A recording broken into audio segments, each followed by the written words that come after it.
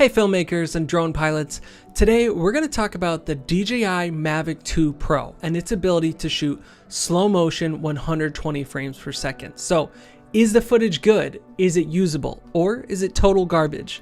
You're about to find out. So there was a lot of hype around the Mavic 2 Pro when it came out about the Hasselblad camera with the 1-inch sensor and 10-bit color. But there was not a lot of talk about its ability to do slow motion. So if you didn't realize, it can do 60p and 120p. And I've never used slow motion on a drone before, so I wanted to give it a try and see if I could get some really cool footage. So I was watching those screensavers on my Apple TV, and they're just these beautiful drone shots and helicopter shots, all shot in slow motion. And I did some research and found out they're all in 120p, but shot at 4K. So obviously it's a much nicer camera capturing this footage. But my drone does 1080p at 120 frames per second, so that's gotta be pretty good, right? So I filmed a couple different spots with highways in them and cars driving. And no, drone police, I was not flying directly over any cars, roadways, people, anything like that. I was in empty parking lots, grass, dirt lots, those kind of things, over water as well, just flying off to the side and getting the shot. So chill out.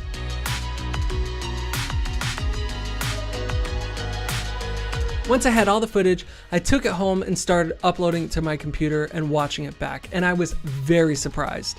And honestly, it was not a good surprise. The footage did not look good. It was all very chunky and choppy with jagged edges and kind of just blurry spots. As you could probably tell from the shots that I showed you, nothing looks very crisp and clean and really good at all. So in my personal opinion, 120 frames per second, 1080p on the Mavic 2 Pro is not usable. I would never use any of this footage in a client project or try to sell it as stock footage. It's just not good. The reason that this is happening is because it's shooting at such a high frame rate and trying to write to the card as quickly as it can, it has to compress each frame. And it's compressing that data a lot. And when it does that, it's losing just a ton of information. So I'm hoping that in the Mavic 3 Pro, maybe they'll add 120 frames per second at 4K. Who knows? That'd be very nice.